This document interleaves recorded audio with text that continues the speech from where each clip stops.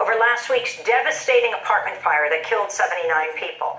On Wednesday, around 200 protesters, including survivors of the fire, marched from West London to the British Parliament to protest the government's handling of the fire. Justice!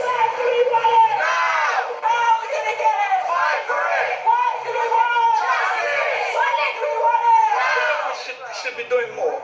Honestly, the government should be doing more. They're not doing enough, and they have failed because this is a national disaster. It's not just a toll block on fire, it's a national disaster.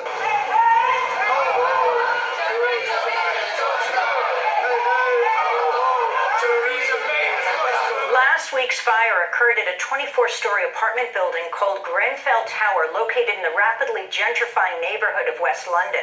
Many of the residents of the building are low-income workers and recent immigrants. The company that recently renovated the building admitted over the weekend it used highly flammable, yet less expensive cladding during construction. The cladding is banned from use in the U.S. and European Union, but allowed in Britain.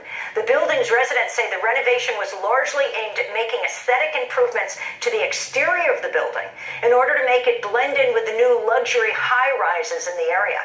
Labor leader Jeremy Corbyn has proposed requisitioning vacant luxury apartment buildings in order to house those who've been made homeless by the massive fire. There are a lot of empty buildings and quite luxurious buildings all around Kensington. But listen, Kensington is the country's richest borough, and we have this area of poverty around Grenfell Tower. Surely to goodness, if we believe in communities, we can and must put the resources, the money in there to help those families in their hour of need. They should not be sleeping in shelters for weeks and weeks on end. For more, we're joined by Mustafa Al Mansour, the principal organizer of the Grenfell protests. We welcome you to Democracy Now! Great to have you with us as you sit in a studio in London. Talk about what's happened at Grenfell, why people around the world should care. Thank you, Amy. It's great to be here. Now, what's unfolded in Grenfell is a tragedy that wasn't expected and nobody foresaw, of course. Everybody woke up to the shock and horror of what unfolded early morning on Wednesday, last Wednesday, and people, the general public, the residents in the neighborhood, everybody rushed to do whatever they can do. The local fire services and the emergency services, they were on the scene rapidly to help rescue who they can rescue from this 24-story building. It seems that the fire started on the third floor, and rapidly, within a matter of 6 minutes, half of the left side of the building was engulfed in fire, and within the hour, the entire building was incinerated, and the fire kept on until the following morning. Our fire services did what they can do with the very stretched resources, and managed to get a certain number of people out. They were not able to reach beyond the 22nd floor, just because it became too difficult for them to do so, and the structure was not safe enough for them to go beyond that either. We also saw that the local fire services, they managed to deploy whatever resources they had at their provision, but were unable to meet the needs and had to call in the support of fire services from neighboring boroughs and neighborhoods. Now, this led to a lot of people that are still unaccounted for.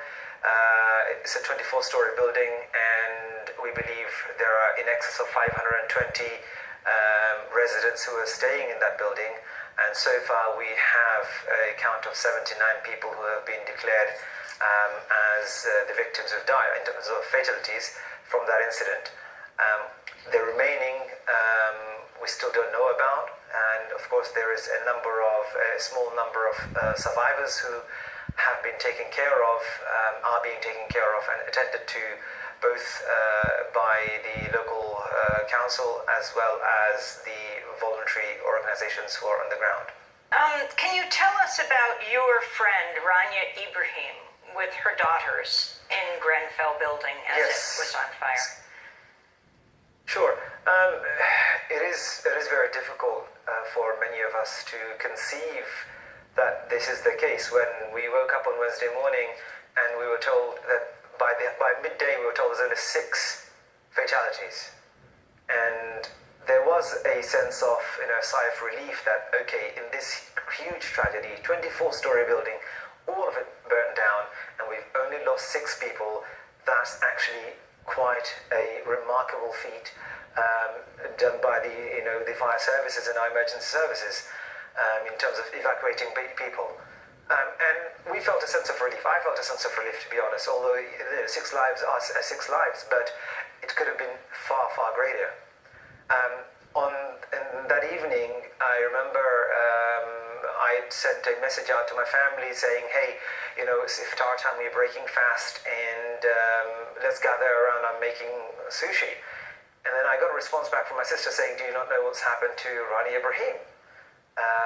And I discovered that her close friend, Rania Ibrahim, who lives on the 23rd floor with her 5-year-old and her 3-year-old daughters, they were there, and she had messaged my sister on her cell phone saying, hey, I'm stuck here, I've been told not to get out of here, pray for us, is there anything you guys can do to help?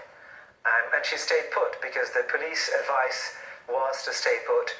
There was too much smoke and fumes in the building, and the best advice they gave was to put wet towels underneath the doors to prevent the fire from going in whilst the rescue services attempted to go in and rescue them. Mustafa, I want